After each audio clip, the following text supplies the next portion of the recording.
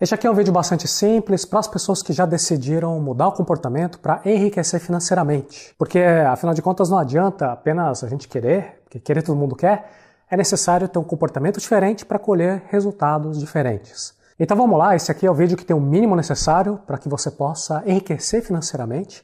A dica mais importante de todas eu trago ao final do vídeo. Também não adianta você pular o vídeo direto para o final, porque tem toda uma série de argumentos que são importantes para chegar até aquela conclusão. Combinado? Se proteger contra falácias. Você com certeza já escutou algum clichê do tipo: conheci um homem tão pobre que a única coisa que ele tinha era dinheiro. E existem infinitas variações desse tema, como por exemplo, prefiro ser pobre do que ser desonesto, ou então do que adianta ser rico se você não vai levar nada para o caixão. Todas essas são falácias. Falácia vem do latim fallere, que significa enganar. Falácia é um argumento que, numa primeira vista, pode parecer verdadeiro, mas é um argumento errado, é incompleto, é enganoso. Se você quiser, também pode chamar de crenças limitadoras. Era tão pobre que somente tinha dinheiro. Tudo bem, é verdade que aquele que apenas tem dinheiro, nada mais, é uma pessoa que está com falta de uma série de coisas. Amor, verdadeiras amizades, saúde, cultura, enfim. Mas por que não é possível ter dinheiro e também ter todas as outras coisas valiosas da vida? A busca de prosperidade financeira não precisa ser às custas de todo o resto, não é excludente. Eu vou até além. Para realmente ter prosperidade, tudo tem que estar em ordem. Prefiro ser pobre do que ser desonesto. Novamente, outra falácia. Por que é impossível ser honesto e também ter riqueza financeira? E veja que nessas falácias tem alguma coisa que é muito destrutiva. Quando eu sou enganado pela falácia, eu sequer tenho interesse em procurar aprender como enriquecer. Não haverá uma vontade forte o suficiente para buscar informações, para mudar meu comportamento. As falácias são um dos componentes do que a gente chama de crenças limitadoras. É um tipo de prisão mental que rouba a nossa vontade de abrir a porta.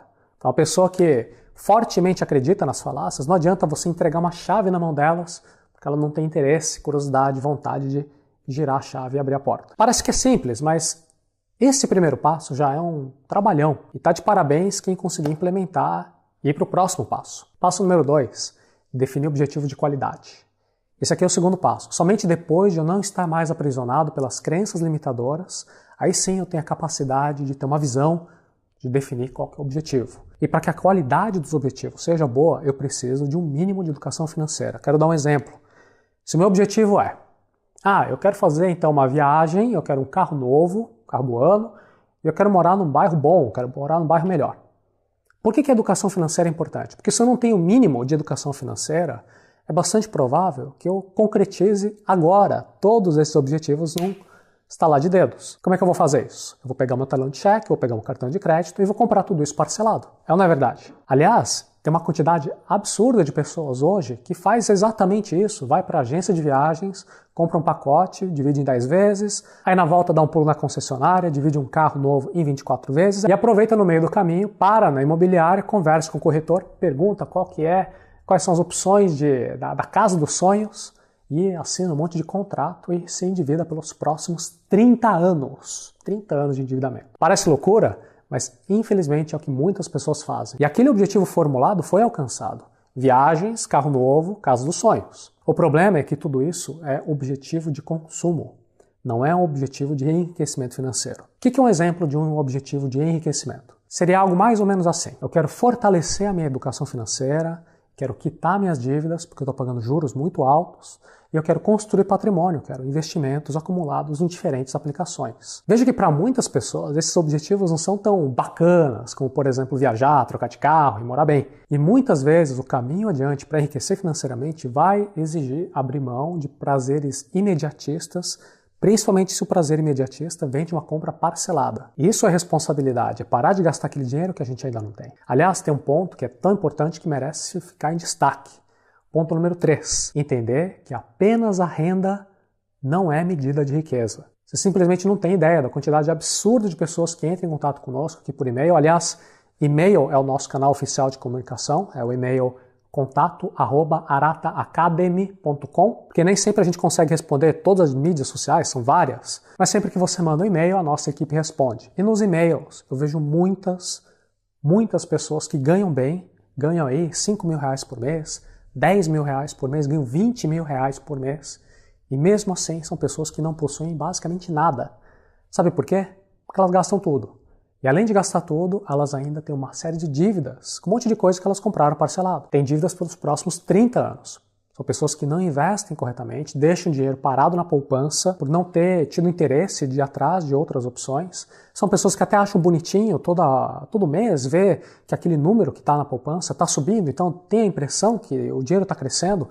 Só que pela falta de preparo técnico, ela não percebe que está perdendo dinheiro por causa da inflação. Elas não investem nelas mesmas e acham até que chegaram já no topo da carreira e não estão mais progredindo. Enfim, em resumo, é uma pessoa que apesar de hoje ganhar bem, é uma pessoa que está empobrecendo, uma pessoa que está brecando. Ao mesmo tempo, tem pessoas que ganham muito menos, mas são pessoas que já têm carro quitado, que têm apartamento modesto, pequenininho. Só que pelo ponto de vista de patrimônio, são pessoas mais ricas. Pelo ponto de vista de crescimento financeiro, são pessoas que estão ano a ano enriquecendo, porque elas poupam, elas investem em aplicações financeiras, elas investem nelas mesmas, em cursos de especialização, elas ficam mais qualificadas, elas são promovidas, elas conseguem trabalhos melhores. Em resumo, é uma pessoa que, apesar de hoje até ter uma renda mais modesta, é uma pessoa que está enriquecendo, uma pessoa que está acelerando. O mínimo que nós precisamos entender, portanto, sobre enriquecimento é que a renda não interessa tanto, a renda é o momento imediato.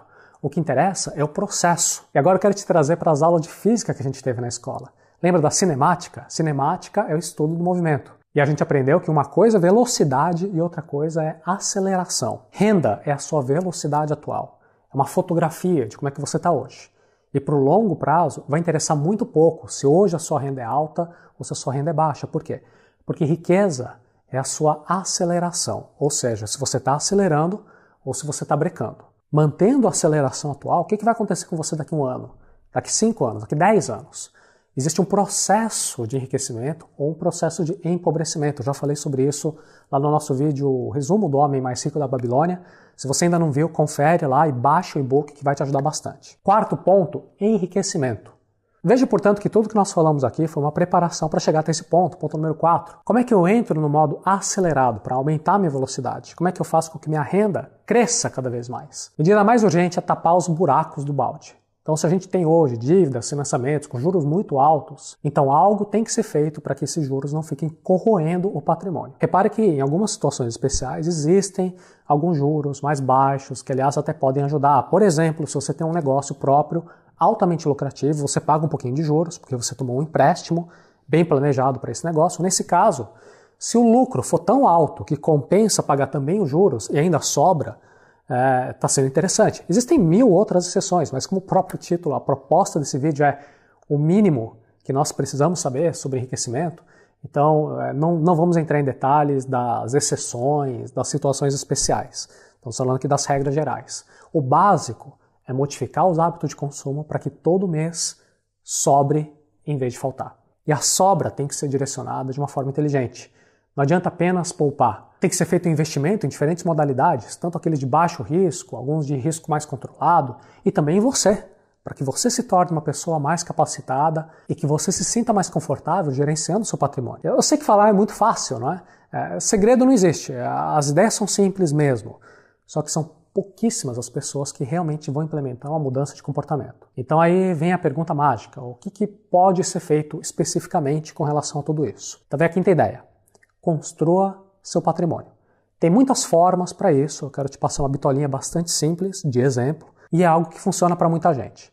Nós podemos direcionar a renda em 3 grandes áreas na seguinte ordem. A primeira parte é investimento. Assim que receber o salário, você já deixa configurada uma aplicação automática e esse dinheiro não é para mexer. Depois, vem a segunda parte, que é uma reserva de gastos.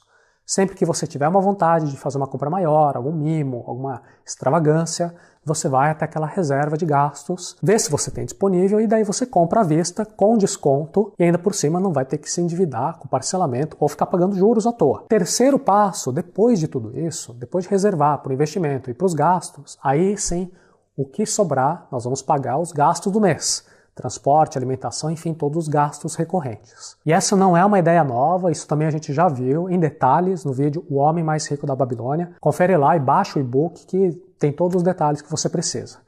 Vamos agora para o ponto mais importante de todos que eu prometi para você que ficasse até o final do vídeo.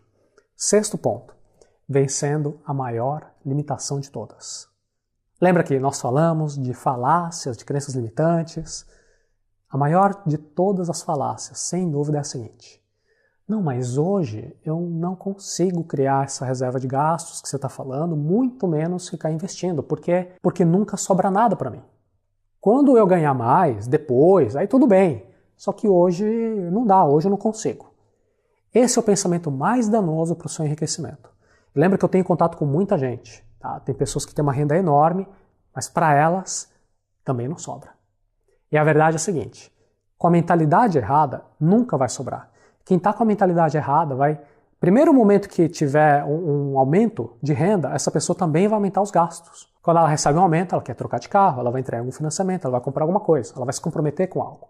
As pessoas que conseguem enriquecer são aquelas que primeiro mudam a mentalidade para se comportar de uma forma diferente. Primeiro elas poupam, primeiro elas investem, só depois que elas organizam as finanças com aquilo que sobrou. Quem empobrece é a pessoa que geralmente quer poupar aquilo que sobra e a probabilidade é que nunca vai sobrar.